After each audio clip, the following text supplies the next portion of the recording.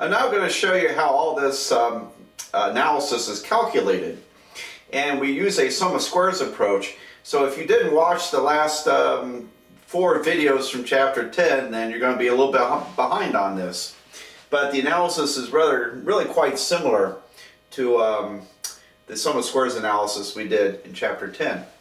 So the first one we're going to call the ISS, the independent variable sum of squares. Now this is related to the regression sum of squares in chapter 10. It's a similar idea.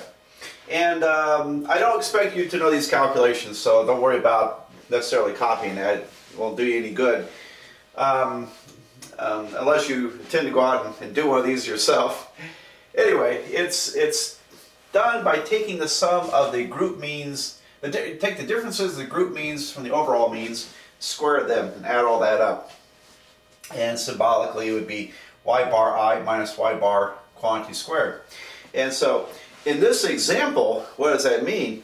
If we take the violent crime rate for each region, say the violent crime rate for the Mid-Atlantic states, and we subtract from it the violent crime rate for the entire country, and square that, and add that up for all the regions, then that would be the independent variable sum of squares. So it's really ignoring the breakdown, state by state breakdown. It's only taking the means of the entire regions, categories, and looking at those differences from the overall mean. So in other words, how does the region of the country affect the violent crime rate?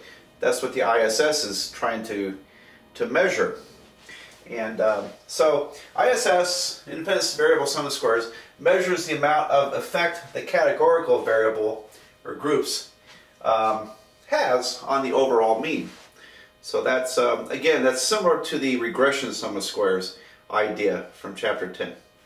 Alright, well, I'm going to erase this and put up another sum of squares. The next element of this analysis of variance, is the RSS, residual sum of squares, and it's quite similar to the residual sum of squares that we talked about in regression analysis. So RSS, residual sum of squares, and if it's a difference, if you take the difference between each observation and the mean from its own group and square it. I struggle for a good symbology here, and I really don't have a good one. This means observations, this is the mean of the group observation. I don't like my subscripts and how that's used, but I'm not going to worry about it. But it's a sum of squares because, again, you don't have to worry about this unless you really want to go out and do one of these on your own.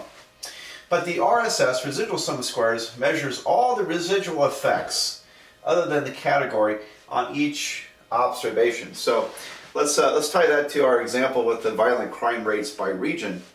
And in this case, if you took every state, each state individually, and subtracted the mean for that region.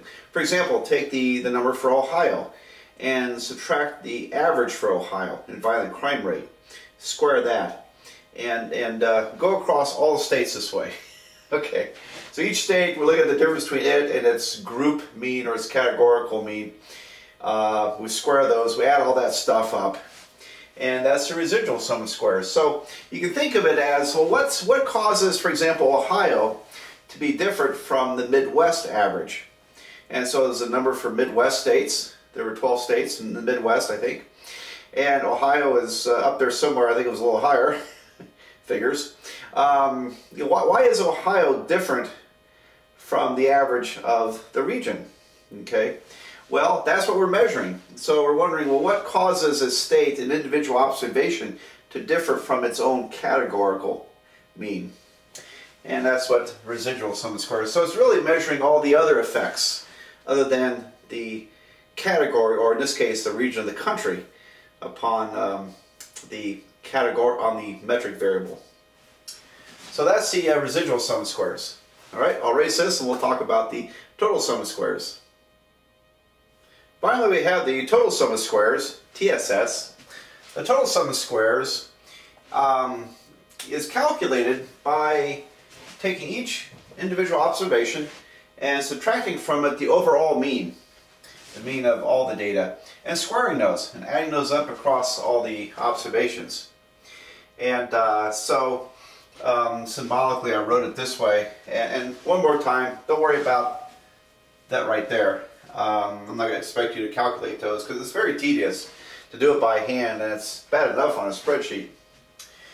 Alright, people who do analysis of variance these days, I would think, would use software. We just plug the numbers in and it'll do all the hard work for you. But the total sum of squares measures the effects of all factors on the individual observations. So what causes an individual observation to be different from the overall mean?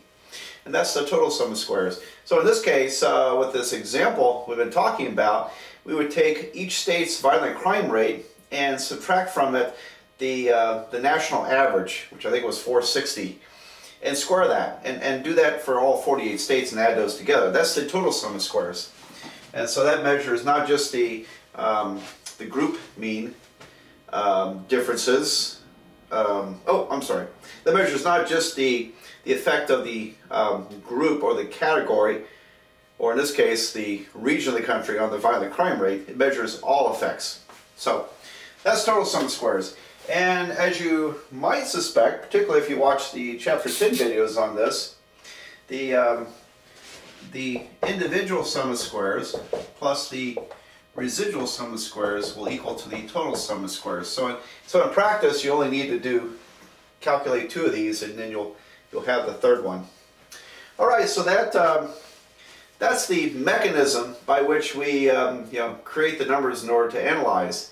And next, I'm going to talk about or go through the analysis and variance table for analyzing this data for this example.